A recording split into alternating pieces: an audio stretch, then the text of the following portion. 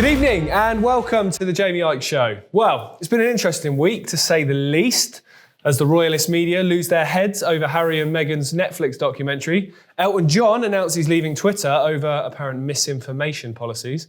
That's the same Elton John who made an NHS video urging fans to get the vaccine that was lied about from day dot. Did he apologise for that? I don't think so. Sorry seems to be the hardest word, doesn't it, Elton?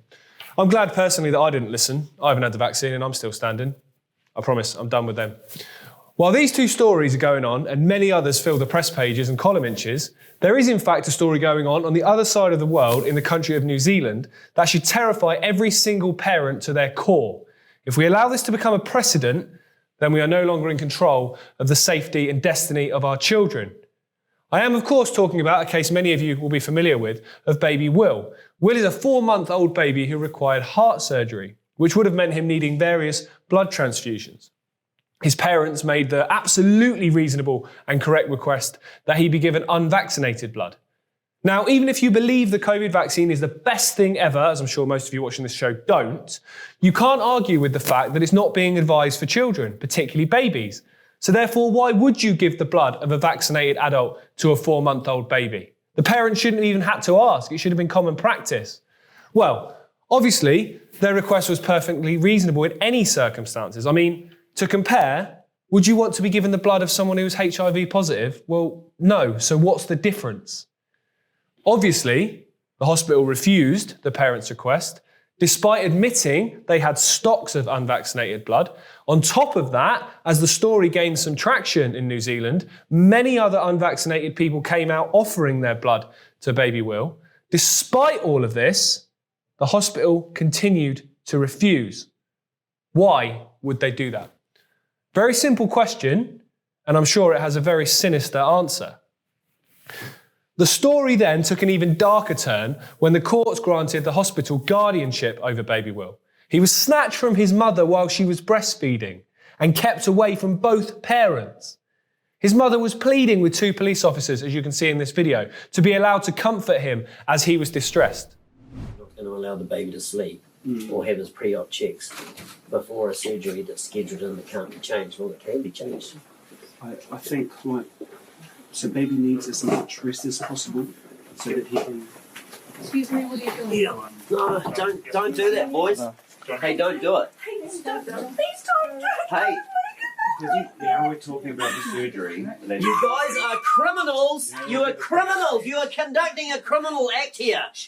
So with the pre-op check, it needs to happen before the surgery. Hey, it won't happen tomorrow. we've been talking to you like rational people, and now you just remove. You guys. You are criminals. You. You guys. Hey, guys, move out. Move out the way. You guys are acting like criminals. You are acting like criminals. All of you are criminals. Hey guys, calm down, please. You are criminals. You are a criminal. You are a criminal. You are a criminal, and so are you. And so are you. Can you guys just give them some space, please? You are a criminal. Okay, You will not be part of the surgery tomorrow. We do not authorise any of that. I just want to tell you what's happening. No, we're not listening to what you got to say. Why did you do that? He's going to be okay. No, he is not going to be okay. And we need to take him for his okay. We need to take him and we need to do You the are workup. criminals. You will be able to see him after the surgery. You We're gonna guys take him are to the criminals. surgery. You are going to be recorded in the annals of time as criminals who come in here and take babies from their mothers. We need to be able to do the test. Do you understand that? Do you guys are even listening to me? Do you understand that you have just kidnapped a baby from its mother without the consent of their parents? You guys have got to understand that you're criminals. Yes, and we need to do the surgery. And But you can't just take my baby like that. You guys are criminals. You've got to realise that you are now involved in a criminal action. Did you not see his eyes? 2 police officers who lack a shred of basic humanity. How the 2 of you can ever look yourself in the eye, and if you have children of your own, how the hell you can look at them, I'll never know. Simply saying I was just doing my job has never been good enough, and it's certainly not good enough in this case. Just to emphasise the point, a 4-month-old baby was taken from his mother just because she wanted the best for him. Police held her back while he was crying. Just let that sink in. I'm struggling, to be honest, to hold it together while saying this.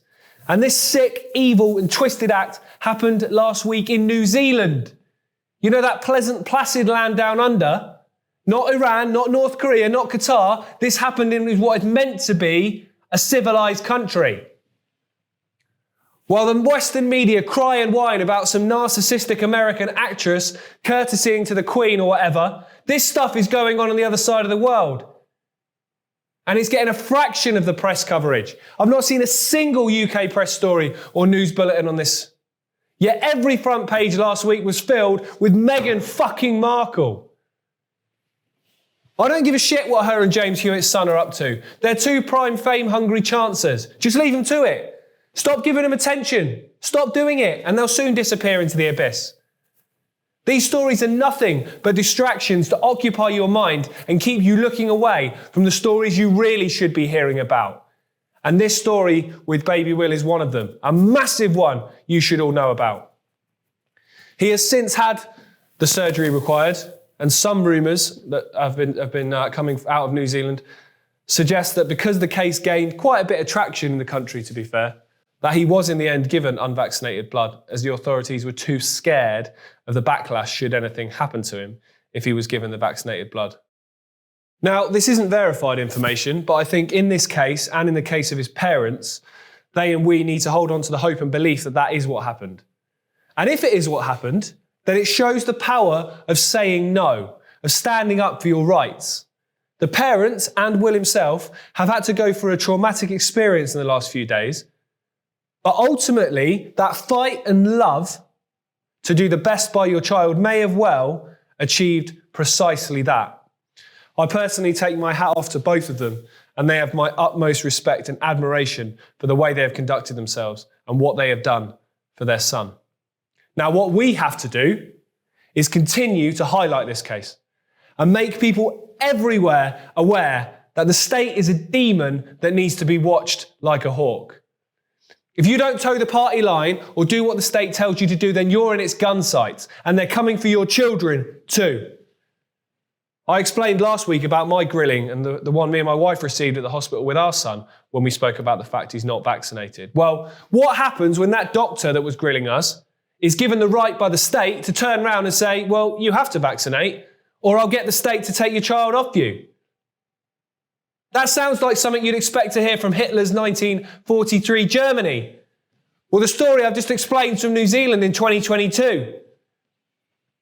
And Hitler's Germany could be coming to us if we allow it to happen. And when stories like this are happening, you should know that day isn't far away. We must stand up and resist. It's literally our duty to protect our children to the best of our ability, to make sure the best is done by them and that they have the best possible start in life. The last 2 years have provided us with many challenges in fulfilling that duty, and the next few will almost certainly provide many more. But we don't have a choice. Having children is admitting that someone else's life matters more than your own.